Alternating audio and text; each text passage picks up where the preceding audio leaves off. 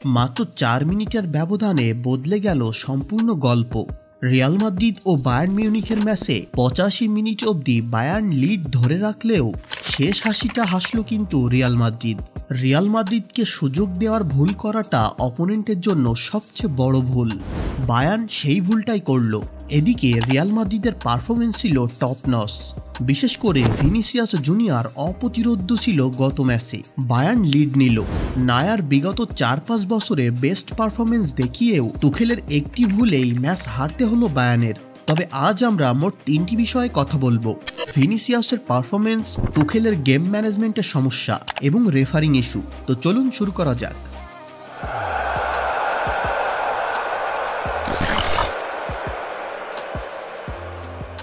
ভিনিসিয়াসকে নিয়েই প্রথমে বলা যাক।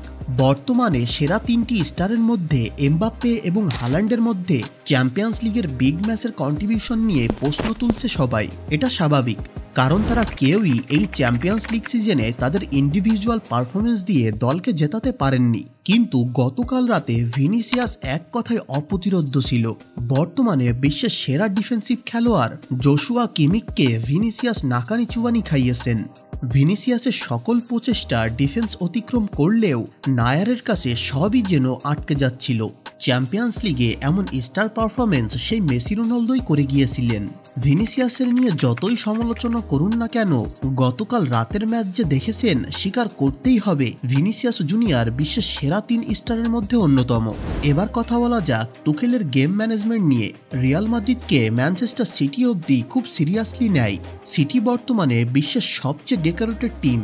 তারা অবধি রিয়াল মাদ্রিদের বিপক্ষে 3 থেকে 4 গোলের লিড ছাড়া জয়ের আশা রাখে না। কিন্তু সেখানে তুখেল মাত্র 1 গোলের লিড নিয়ে জয়ের আশা করে ম্যাচের মূল হাতিয়ারদেরকে তুলে নিয়েছিলেন। 75 মিনিটে সানে, 85 মিনিটে কেইন এবং মুসিয়ালাকে তুলে নেওয়াটা ছিল তুখেলের সবচেয়ে বড় ভুল। তুখেলের এই ওভার কনফিডেন্সের জন্যই ম্যাচের মোড় ঘুরে যায়।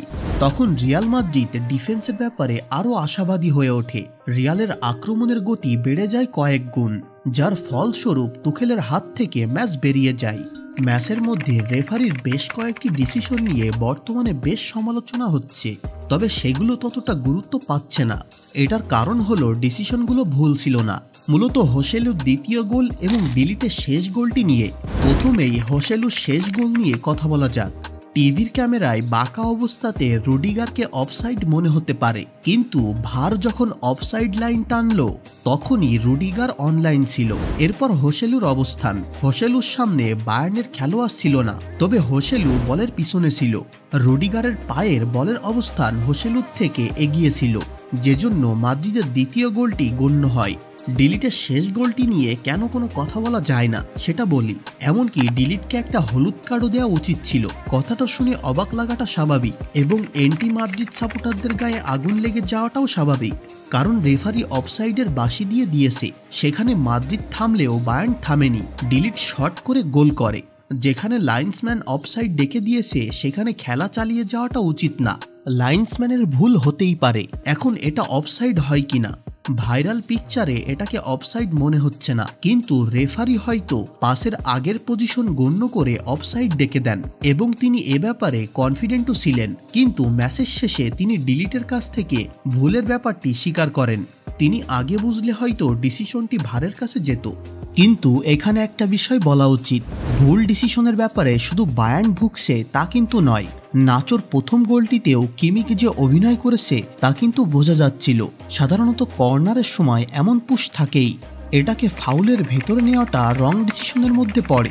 যখন প্রেস কনফারেন্সে কার্লো আনচেলত্তির কাছে বায়ার্নের অভিযোগের ব্যাপারে বলা হয়, তখন তিনি নাচোর গোলের ব্যাপারে বলেন। তবে ইউরোপীয় ফুটবলে রেফারিংয়ের এই ব্যাপারে আরও সতর্ক হওয়া উচিত। বিগ ম্যাচে এমন কন্ট্রোভার্সি রেগুলারই দেখা যাচ্ছে। তো ভিডিও এতটুকুই। কথা হবে পরবর্তী ভিডিওতে। ততক্ষণের জন্য চ্যানেলটি সাবস্ক্রাইব করে সাথে থাকেন।